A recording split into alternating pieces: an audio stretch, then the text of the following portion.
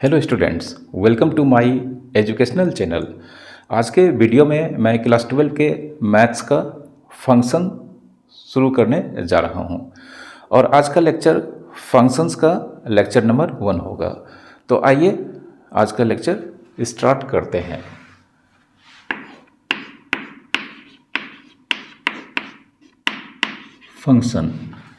Function को mapping भी कहा जाता है, मतलब फंक्शन का दूसरा नाम मैपिंग भी होता है।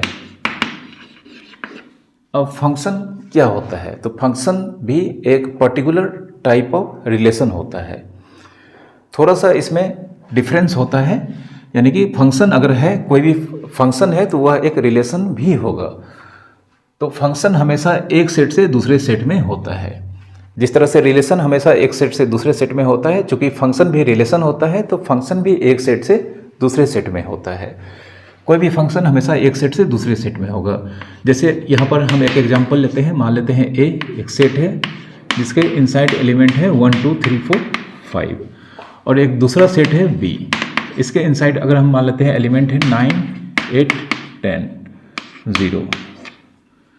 तो अगर यहाँ पे फंक्शन एक सेट से दूसरे सेट में है तो सबसे जो अहम कंडीशन है, जो सबसे इम्पॉर्टेंट कंडीशन है कि दोनों सेट नॉन एम्प्टी सेट होना चाहिए। नॉन एम्प्टी सेट बोलने का मतलब कि दोनों सेट में कुछ न कुछ एलिमेंट्स होना चाहिए। अगर दो सेट में से कोई भी एक सेट एम्प्टी सेट होगा तो फंक्शन यहाँ पर एग्जिस्ट नहीं करेगा या डिफाइंड नहीं होगा। तो जैसा कि हमने यहाँ पर एग्जाम्पल में लिया है कि सेट ए और सेट बी, इन दोनों में कई सारे एलिमेंट्स हैं, तो यह दोनों सेट नॉन एम्प्टी सेट को रिप्रेजेंट कर रहे हैं। तो अब चूंकि यहाँ पर कोई भी फंक्शन अगर एक सेट से दूसरा सेट में डिफाइंड होगा तो वह एक रिलेशन भी होगा। तो कोई भी रिलेशन अगर फंक्शन है तो उसके लिए क्या ज़रूरी बात है वो हम यहाँ पर समझेंगे। तो सबसे पहले हम यहाँ पे फंक्शन के डायरेक्शन को रिप्रेजेंट करते हैं। जिस तरह से रिलेशन एक सेट से दूसरा सेट में होता है, जैसे अगर यहाँ पे रिलेशन ए से बी में हो सकता है या बी से ए में हो सकता है, तो उसी तरह से फंक्शन भी सेट ए से सेट बी में हो सकता है या सेट बी से सेट ए में हो सकता है। तो यहाँ पर इस बात को समझने के लिए हम यहाँ पे थोड़ी देर के लिए मान लेते हैं कि फंक्शन यहाँ पर सेट ए से सेट बी में है। लेट एफ इज ए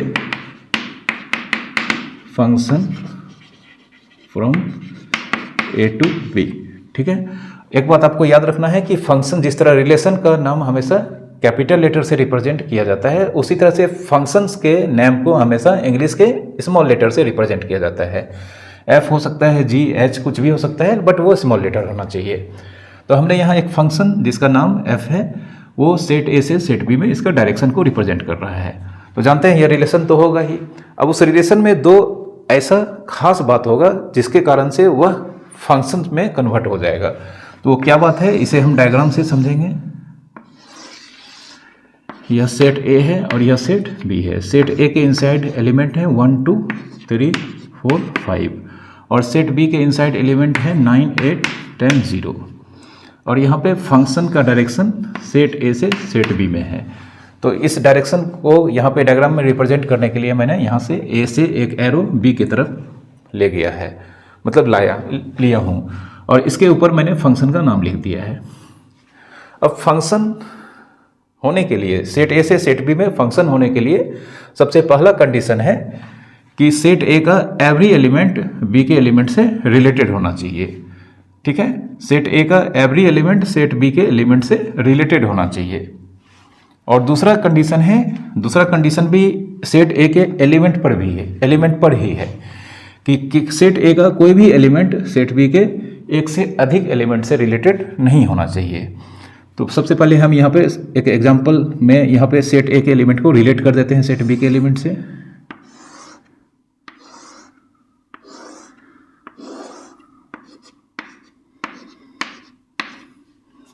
तो फर्स्ट कंडीशन, सेट ए का एवरी एलिमेंट सेट बी के एलिमेंट से रिलेटेड होना चाहिए, जो कि हम यहाँ पे देख सकते हैं कि ए के एवरी एलिमेंट से एरो गया है बी के एलिमेंट की ओर। जैसे 1 से एरो किया है 8 की तरफ, तो 1 यहाँ पर रिलेटेड है 8 से, 2 and 3 रिलेटेड है 10 से, एंड 4 and 5 रिलेटेड है 0 से।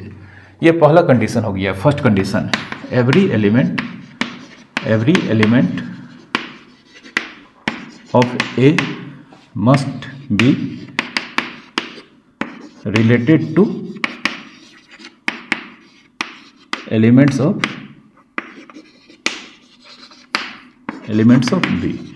ये फर्स्ट कंडीशन है। अगर फंक्शन अगर सेट ए से सेट बी में डिफाइंड है तो सारा कंडीशन सेट ए के एलिमेंट पे लगता है।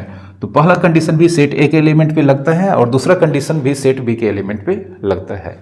पहला कंडीशन ये है कि अगर फंक्शन सेट ए से सेट बी में है तो सेट ए का एवरी एलिमेंट बी के एलिमेंट से रिलेटेड होना चाहिए, जो कि यहाँ पे दिख रहा है फिगर में, क्योंकि ए के सारे एलिमेंट से किसी न किसी तरह से एरो सेट बी के एलिमेंट की तरफ गया है।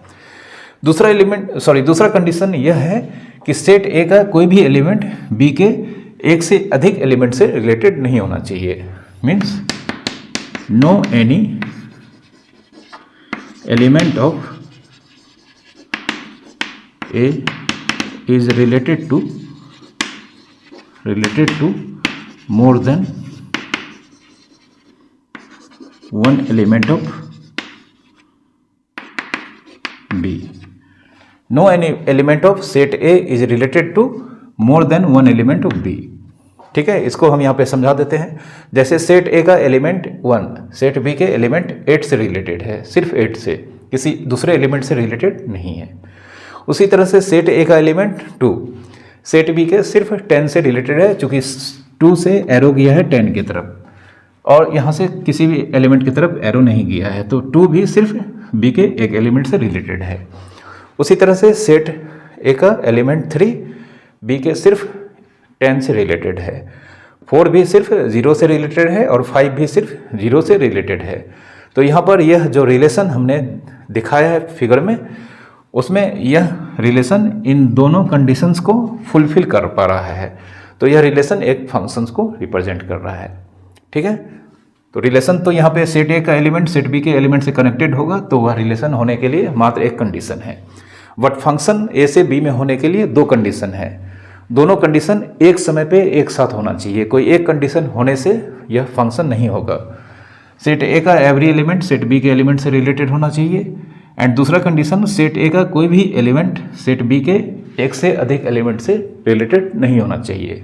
ठीक है, तो यह फंक्शन होने का कंडीशन है। और पहला कंडीशन जो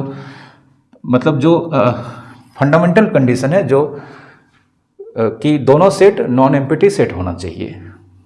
ठीक है, कोई भी फंक्शन अगर एक सेट से दूसरा सेट में है या एक सेट से उसी सेट में है, तो दोनों सेट नॉन एम्प्टी सेट होना चाहिए। ठीक है, तो यहाँ पर हम देख सकते हैं कि यहाँ पे फंक्शन जिसका नाम f है, यह सेट ए से सेट बी में डिफाइंड है। तो अब इसी फिगर में अब हम बहुत कुछ समझेंगे। आप सब यहाँ पर जितने भी बात मैं बता रहा हूँ, आप सबको ध्यान से देखें, क्योंकि यहाँ पे यह डिक्लेयर हो गया कि यहाँ पे फंक्शन f है और a से b में है। तो f यहाँ पर फंक्शन सेट ए से बी में है, इसे हम सिंबॉलिक फॉर्म में रिप्रेजेंट करते हैं। सबसे पहले फंक्शन का नाम लिखते हैं, उसके बाद कॉलन देते हैं, उसके बाद फर्स्ट सेट का यहाँ पे नेम लिखते हैं, एरो लगाते हैं, और उसके बाद सेकेंड सेट जिससे यहाँ पे जिस सेट से फंक्शन जिस सेट में है, तो चूँकि ए से बी में है इसलिए ए पहले ए का नाम लिखेंगे, उसके बाद एरो, आफ्टर दैट बी का नाम लिखेंगे। तो यह यहाँ पर मतलब सिंबॉलिक फॉर्म हो गया, जिसमें हम यहाँ पे इस सिंबल को हम पढ़ेंगे, इसको हम पढ़ेंगे इस तरह से, f is function from A to B, या f maps A to B. ठीक है, f maps A to B, हम यह भी इसको पढ़ सकते हैं। ठीक है, एंड एक चीज़ और हम लिखेंगे यहाँ पे, y equals to f x for every x belongs to set A. ठीक है, यहाँ पे y equals to f x for every x belongs to A. ठीक है, अब इसका मीनिंग मैं आपको बताता हूँ। यहाँ पे x सेट ए का एलिमेंट है और ये सिंबल एवरी का है, तो यहाँ पे एफ एक्स जो यहाँ पर f फंक्शन है और इसके इनसाइड जो x है ये अपना वैल्यू सेट ए के एलिमेंट को यहाँ पे रिप्रेजेंट कर रहा है और सेट ए के एवरी एलिमेंट के वैल्यू को रिप्रेजेंट कर रहा है। तो इस बात को समझने के लिए हम यहाँ पे y equals to f x, तो अगर हम यहाँ पे x का वैल्यू 1 लेते हैं, देयरफॉर f1, तो हमें देखना है कि 1 फंक्शन f के थ्रू किस एलिमेंट से कनेक्टेड है। तो 8 से कनेक्टेड है, तो यह 8 यहाँ पे हम लिखेंगे और इसे पढ़ते हैं value of function f at 1 is 8। Value of function f at 1 is 8। उसी तरह से अगर हम x की वैल्यू 2 लेते हैं तो देयरफॉर f2 इसकी वैल्यू 10 होगा। x3 लेते हैं तो f3 भी 10 होगा। f4 मतलब अगर हम x इक्वल टू 4 लेते हैं तो यहाँ पे फिगर से f4 0 and x equal to 5 लेते हैं तो f5 0। ठीक है, और यह जो फंक्शन यहाँ पे फंक्शन की वैल्यू 1 पे 8 है, यह वेरिएबल y के वैल्यू को रिप्रेजेंट कर रहा है, यह भी वेरिएबल y को रिप्रेजेंट कर रहा है और इस ब्रैकेट के इनसाइड जो भी वैल्यू है यह वैल्यू वेरिएबल x के वैल्यू को रिप्रेजेंट कर रहा है। ठीक है, यहाँ पे x सेट ए का एलिमेंट और एवरी एलिमेंट का होना जरूरी है, क्योंकि आप जानते हैं कि फंक्शन अगर सेट ए से सेट बी में होगा तो सेट ए का एवरी एलिमेंट को यहाँ पर इन्वॉल्व होना पड़ेगा। ठीक है,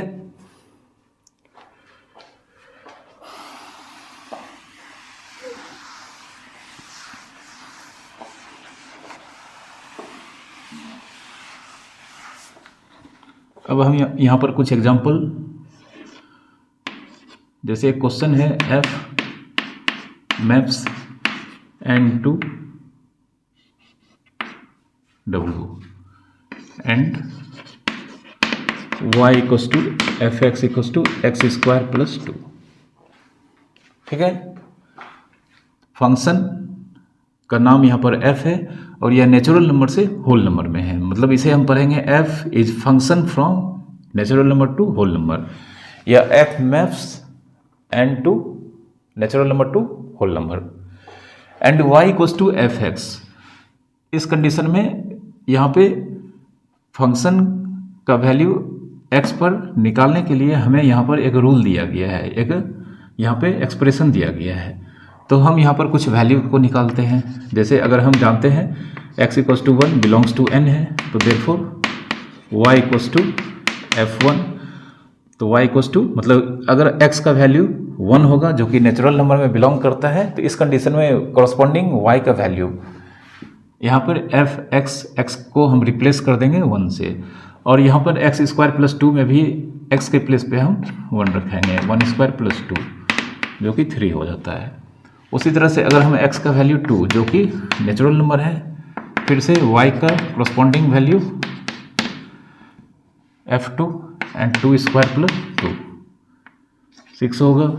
उसी तरह से अगर हम x का वैल्यू 10 लेते हैं, x बिलोंग्स टू 10, जानते हैं 10 नेचुरल नंबर है, तो therefore y equals to f10 10 square plus 2 102।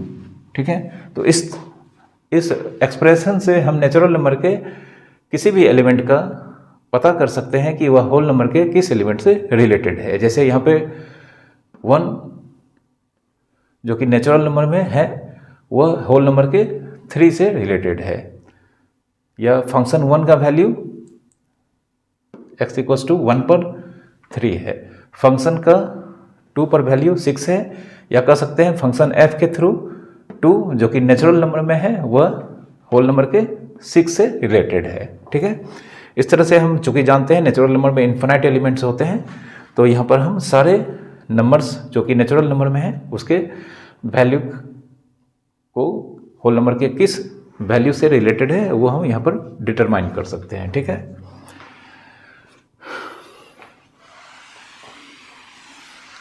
अब फंक्शन से रिलेटेड हम यहाँ पर 3 टर्म जानेंगे, इमेज,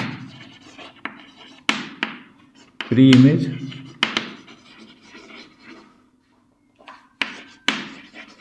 अंडर ए फंक्शन।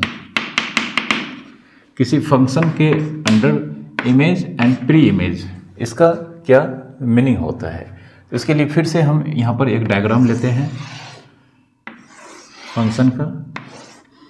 मान लेते हैं इस बार फंक्शन का नाम g है और ये सेट x से सेट y में है, और इसमें हम कुछ एलिमेंट रख लेते हैं 0, -1, 1, 3, 2।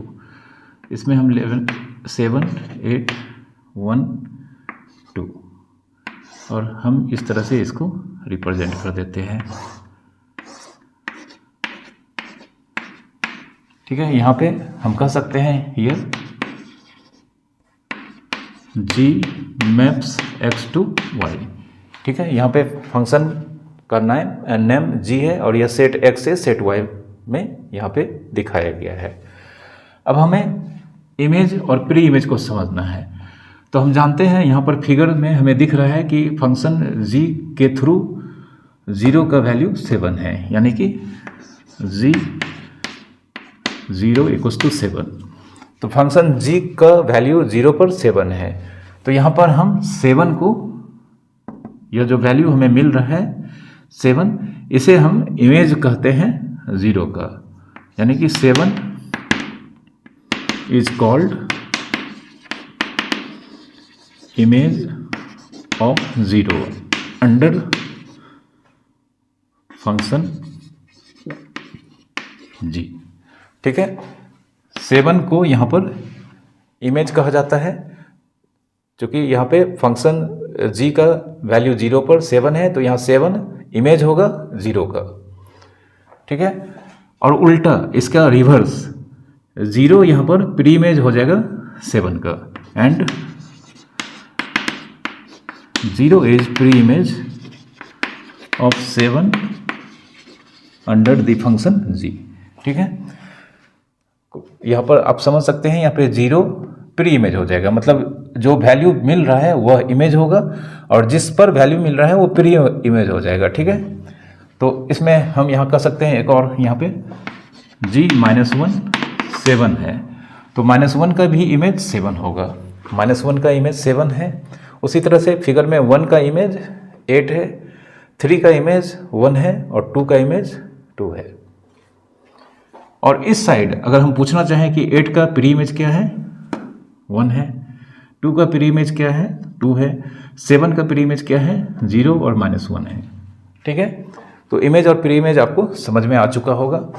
तो जब भी फंक्शन एक सेट से दूसरा सेट में होगा, जैसे कि यहाँ पे फंक्शन का नाम g है और यह सेट x से सेट y में है, तो जो भी इमेज होगा किसी भी एलिमेंट का वह बाद वाले सेट में मिलेगा, और हमेशा किसी भी एलिमेंट का मात्र एक इमेज होगा। जैसे आप देख सकते हैं 0 का सिर्फ एक इमेज है 7, क्योंकि जानते हैं कि इसका पहला सेट का एवरी एलिमेंट बाद वाले सेट के मात्र एक एलिमेंट से कनेक्टेड होगा, इसलिए पहले सेट का एवरी एलिमेंट का मात्र एक इमेज बाद वाले सेट में होगा। ठीक है, और जो भी प्री इमेज होगा वह हमेशा पहले सेट में पाया जाएगा।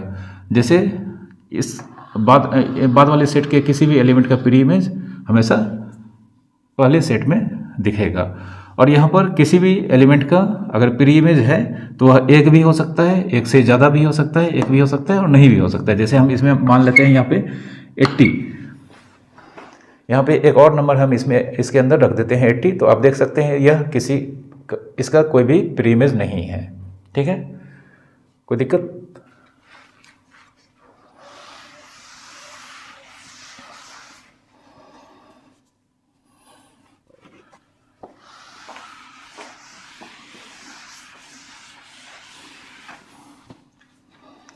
जैसे एक और एग्जांपल हम लेते हैं,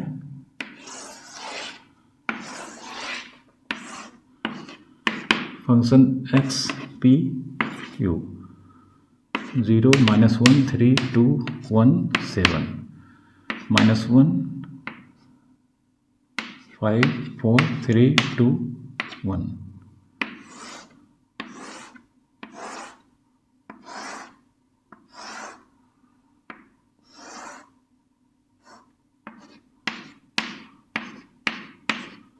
यहाँ पर एक फंक्शन को दिखाया गया है और यहाँ पे फंक्शन का नाम f है और यह फंक्शन p से q में डिफाइंड है।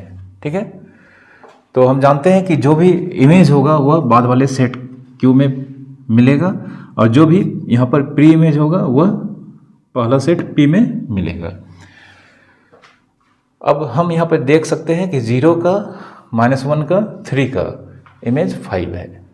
तो कह सकते हैं यहाँ पे G0, G-1, G3 ये सब का वैल्यू 5 है। तो देयरफॉर 5 इज इमेज ऑफ 0, -1, 3। यहाँ पे 5 सेट P के 3 डिफरेंट एलिमेंट्स का इमेज को रिप्रेजेंट कर रहा है। 2 का इमेज 3 है, 1 का इमेज 2 है, 7 का इमेज 1 है। अब हम अगर प्री इमेज पर आते हैं तो यहाँ पे देख सकते हैं कि 5 का यहाँ पर एक से अधिक प्री इमेज, 3 प्री इमेज है। कौन कौन? 0, -1, 3।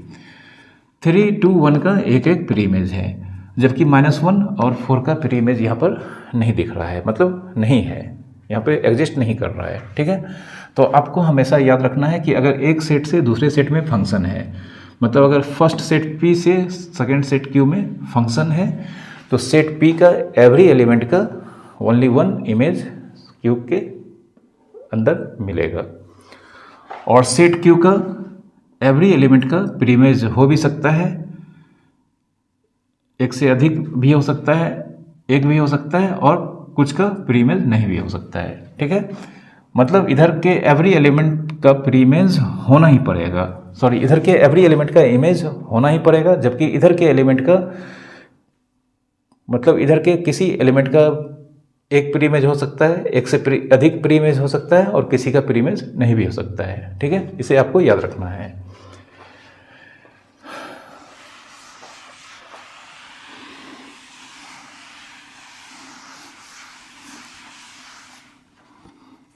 कुछ यहाँ पर क्वेश्चंस इमेज और प्री इमेज के बारे में हम यहाँ पे देखते हैं। If f is function from natural number to integer and y equals to fx equals to 2x + 5, then image of, अगर हम इमेज निकालना चाहें 2 का, इमेज ऑफ 2, तो इमेज ऑफ 2 मतलब फंक्शन का वैल्यू 2 पर f2, 2 2 जब 4 + 5 9 हो जाएगा। ठीक है, एक बात हमें यहाँ पर ध्यान देना है कि किसी नंबर का अगर हमें इमेज निकालने दिया गया है तो सबसे पहले हमें देख लेना है कि क्या वह नंबर फर्स्ट सेट में अवेलेबल है या नहीं है। तो यहाँ पे 2 नेचुरल नंबर में पाया जाता है, इसलिए हम इसका इमेज निकालें और यह 9 आया है। उसी तरह से इमेज ऑफ 10 मतलब फंक्शन का वैल्यू 10 पर, और यह हो जाएगा 2 × 10 + 5 25। उसी तरह से अगर हम इमेज ऑफ 21 निकालना चाहें तो f21 2 × 21 + 5 42 + 5 47। ठीक है, तो हम किसी भी एलिमेंट जो नेचुरल नंबर में है इसका इमेज निकालेंगे और यह मात्र एक आएगा, मतलब यूनिक, 1 एंड ओनली 1। जब भी किसी एलिमेंट का इमेज एग्जिस्ट करता है मतलब करेगा ही, तो वह यूनिक होगा। Unique means 1 and only 1। अब हम कुछ एलिमेंट का प्री इमेज निकालते हैं। जैसे अगर हम मान लेते हैं z -1 10 3 -4, ठीक ना, ये सब इंटीजर में बिलोंग करता है। तो हम जानना चाहते हैं कि यहाँ पर ये सारे नंबर का प्री इमेज क्या होगा। तो प्री इमेज चूँकि बाद वाले सेट में मिलता है और बाद वाले सेट के एलिमेंट्स को वेरिएबल y से रिप्रेजेंट किया जाता है, तो यहाँ पर ये सारा वेरिएबल y को रिप्रेजेंट कर रहा है। नाउ y इक्वल्स टू -1, तो हमें पता करना है कि यहाँ पर x का कौन सा वैल्यू y के -1 से रिलेटेड है। तो देयरफॉर y बराबर fx मीन्स -1 बराबर fx को हम रिप्लेस कर देते हैं fx के एक्सप्रेशन से 2x + 5। अब यह इधर 5 को लाएंगे तो -1 -5 2x -6 2x, इससे x का वैल्यू -6/2 -3। ठीक है, यहाँ पे x का वैल्यू -3 मिला है, तो हम कह सकते हैं यहाँ पे -1 का प्री इमेज -3 है, बट -3 यहाँ पे नेचुरल नंबर में नहीं पाया जाता है। तो हम यहाँ पे लिखेंगे does not belongs to N, क्योंकि हमें जो x का वैल्यू मिलना चाहिए वह फर्स्ट सेट के इनसाइड होना चाहिए। तो हमने यहाँ पे y इक्वस टू 1 लिया और y equals to since fx के इक्वल होता है, और fx का जो एक्सप्रेशन यहाँ पे दिया गया है उसके इक्वेट करने के बाद हमने इसे सॉल्व करके जो x का वैल्यू ऑब्टेंड किया है वह नेचुरल नंबर में नहीं पाया जाता है। तो देयरफॉर हम यहाँ लिखेंगे -1 हैज़ नो प्री इमेज, -1 का कोई भी प्री इमेज नहीं होगा। ठीक है, अगले नंबर 10 की तरफ हम बढ़ते हैं। तो अगर हम y इक्वस टू 10 लेते हैं तो देखो y equals to fx implies y का वैल्यू 10 है और fx का वैल्यू यहाँ पे 2x प्लस 5 है। तो 10 माइनस 5 2x, इससे हमें मिलेगा 5/2 इक्वस टू x, यानी कि x इक्वस टू 2.5। अगेन 2.5 भी नेचुरल नंबर में नहीं पाया जाता है, तो यहाँ पे 10 भी किसी एलिमेंट का प्री इमेज को रिप्रेजेंट नहीं करता है। तो हम यहाँ पर फिर से लिखेंगे 10 हैज़ नो प्री इमेज, 10 का भी प्री इमेज यहाँ पर नहीं होगा। ठीक है,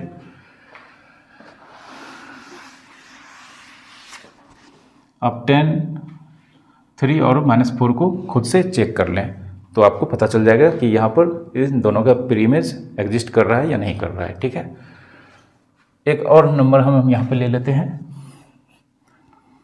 23। अगर हम मान लेते हैं 23 का प्री इमेज निकालना है हो, y इक्वस टू 23 का प्री इमेज अगर हमें निकालना हो तो हम यहाँ पर फिर से y इक्वस टू fx यहाँ पे दिया गया है, y का वैल्यू यहाँ पे 23 है और fx का एक्सप्रेशन यहाँ पे 2x प्लस 5 है।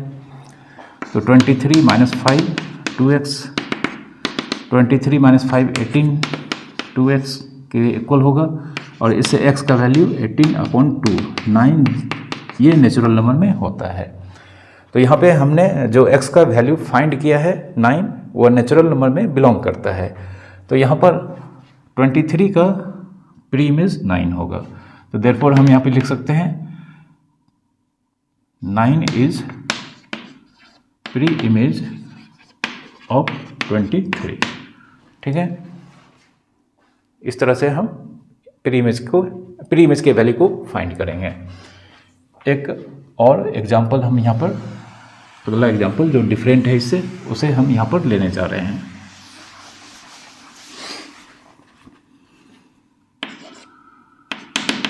If f z to z and y equals to fx equals to x square plus 2, find the pre-image of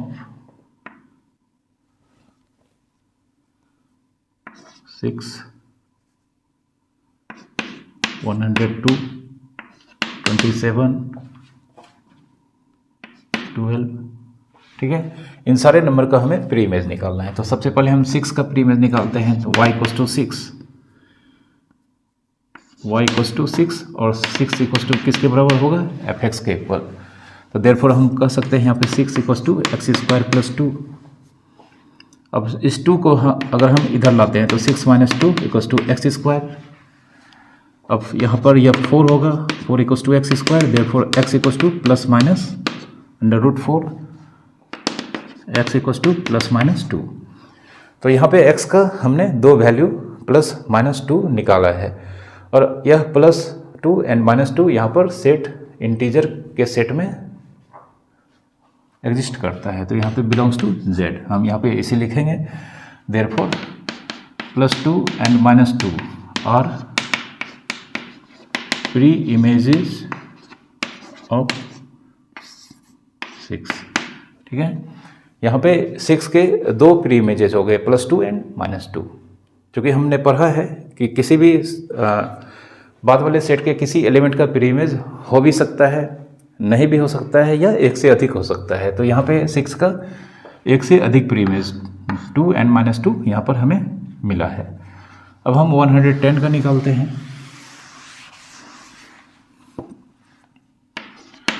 y equals to 102 equals to fx 102 equals to x square plus 2।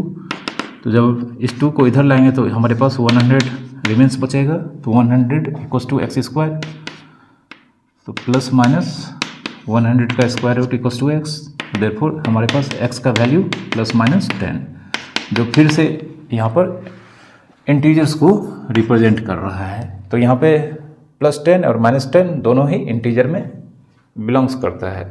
तो यहाँ पे plus and minus 10 और pre images of 102, plus 10 and minus 10 या दो pre image यहाँ पर 102 के होंगे।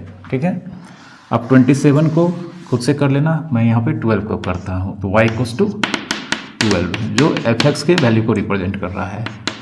12 equals to x square plus 2, इस 2 को अगर हम इधर लाएंगे तो हमारे पास इधर 10 रिमेंस बचेगा, तो therefore plus minus under root 10 equals to x.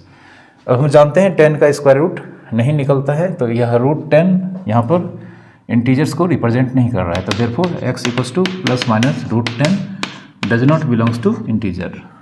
तो यहाँ पे हमने x का वैल्यू तो निकाल लिया, बट यह इंटीजर्स को रिप्रेजेंट नहीं कर रहा है, तो इसलिए यहाँ पर 12 has no pre image, 12 has no pre image. ठीक है, आप प्री इमेज को निकालने के लिए यहाँ पर किस तरह से हम कैलकुलेशन करेंगे आप समझ चुके होंगे। इमेज किस तरह से निकालेंगे यह भी आप समझ चुके होंगे। ठीक है, तो इसी क्वेश्चन में हम कुछ इमेज को फाइंड करते हैं। जैसे अगर हमें यहाँ पर इमेज निकालना पड़े, इमेज ऑफ -10, -2, 10, 5, तो अगर हमें यहाँ पर इमेज निकालना है -10 का, तो इमेज ऑफ -10 लिखना पड़ेगा, इमेज ऑफ -10 जो f -10 के वैल्यू को रिप्रेजेंट यहाँ पर करेगा, और f -10 निकालना है तो यहाँ पर हमें x को हमने रिप्लेस किया है -10 से, तो यहाँ पे इसके एक्सप्रेशन में भी हमें x के प्लेस पे -10 को रखकर कैलकुलेशन करना है, तो यह 102 हो जाएगा। उसी तरह से -2, इमेज ऑफ -2, फंक्शन की वैल्यू -2 पर हमें निकालना यहाँ पर पड़ेगा, तो यहाँ पे x के प्लेस पे फिर से हम -2 और यह आपको 6 आएगा। ठीक है, मतलब -2 का इमेज 6 होगा। अब हम 10 का इमेज निकालते हैं, इमेज ऑफ 10, इसका वैल्यू फिर से फंक्शन का वैल्यू 10 पे होगा, तो 10 स्क्वायर प्लस 2 यह 102 होगा। ठीक है, -10 का भी इमेज 102 आया था और +10 का भी 102 आया है। ठीक है, आप 5 का इमेज निकाल लेना, वैसे 5 का इमेज 5 स्क्वायर प्लस 2 27 होगा, तो आप इसे खुद से निकाल लेना। ठीक है, यहाँ पर हम एक और क्वेश्चन यहाँ पर लेंगे। तो हमारा नेक्स्ट क्वेश्चन में जो फंक्शन है इसे हम मान लेते हैं h, और यह फंक्शन रियल नंबर से रियल नंबर में यहाँ पर डिफाइंड है, and y equals to hx, यह दिया गया है 5 - 3x/11। ठीक है, तो सबसे पहले हम कुछ रियल नंबर जो यहाँ पर हैं पहला सेट, उसके अंडर जो भी एलिमेंट्स है उसके हम यहाँ पर इमेज को निकालते हैं। तो यहाँ पर अगर हम मान लेते हैं 3/2 जो कि रियल नंबर से बिलोंग करता है, तो देयरफॉर इमेज ऑफ 3/2 यह इक्वल्स टू हो जाएगा f3/2 का वैल्यू। तो f3/2 का वैल्यू अब हम यहाँ पर इस x के जगह पर 3/2 को पुट करके यहाँ पर सिंप्लीफाई करेंगे, तो f5 - 3 × 3/2/11, तो यह हो जाएगा आपका एलसीएम न्यूमरेटर का 2 हो जाएगा, 5 × 2 = 10 -9/11, 1/2/11, जिसे हम लिख सकते हैं 1/2 × 1/11, क्योंकि यहाँ 11 के नीचे 1 है, तो 1/2 यह डिवीजन का साइन है, इनटू में कन्वर्ट हो जाता है और यह रेसिप्रोकल हो जाता है, मतलब 11/1 को हम 1/11 लिखेंगे, तो अल्टीमेटली 1/22। तो 3/2 का इमेज आपका 1/22 यहाँ पर आया है। उसी तरह से अगर हम -3/7, यह भी रियल नंबर में होता है, तो इसका हम अगर इमेज निकालेंगे, तो देयरफॉर इसके इमेज को हम यहाँ पर इमेज ऑफ -3/7 जो कि फंक्शन का वैल्यू -3/7 पर निकालना होगा। तो यहाँ पे हम 5 - 3 इंटू -3/7/11, हम जानते हैं यहाँ पे फिर से एक बार एलसीएम 7 होगा, और 5 इंटू 7 35, यह +9/11, 44/7 इंटू 11, यहाँ पे इसको सिंप्लीफाई करने के बाद 35 और 9 मिलके 44 हो जाता है, बाई 7 इंटू 11, यह 4 से कैंसिल हो जाएगा। तो अल्टीमेटली हमारा यहाँ पर -3/7 का इमेज 3/7 का इमेज 4/7 यहाँ पे हमें मिला। ठीक है, अब हम कुछ प्री इमेज को निकालते हैं।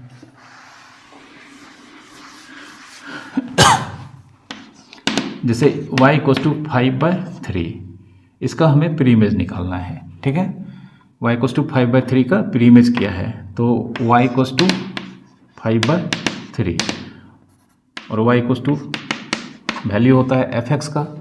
तो अब हम 5/3 = 5 - 3x/11 इसके साथ इक्वेट करेंगे।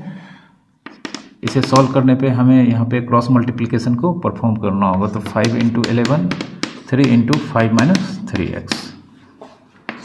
अब 5 × 11 यहाँ पर हमें 55 मिलेगा, और 3 5 जा यहाँ पे 15 -9x। ठीक है, अब यह 15 को अगर हम इधर करेंगे तो 55 - 15 = इधर 9x, और यह हो जाएगा आपका 40। फिर हम -9 को इस तरफ लाएंगे तो -9 से डिवाइड होगा, तो अल्टीमेटली हमारा वैल्यू यहाँ पर x का -40/9 जो कि रियल नंबर से बिलोंग करता है। क्योंकि जानते हैं -40/9 रेशनल नंबर है, और यह रियल नंबर, रेशनल नंबर और इरेशनल नंबर का कलेक्शन होता है। तो यहाँ पे 5/3 का प्री इमेज -40/9 होगा। ठीक है, तो उम्मीद करता हूँ कि आपको सारे इमेज और प्री इमेज और फंक्शंस के कॉन्सेप्ट यहाँ पर आपको अच्छी तरह से समझ में आए होंगे। अगले लेक्चर में मैं फंक्शंस के डोमेन, कोडोमेन और रेंज के बारे में बात करेंगे। उससे पहले आप फंक्शंस के इमेज और प्री इमेज के टॉपिक्स को अच्छी तरह से प्रिपेयर कर लें, तभी आपको डोमेन, कोडोमेन और रेंज के टॉपिक को समझने में आसानी होगी। Thank you for watching.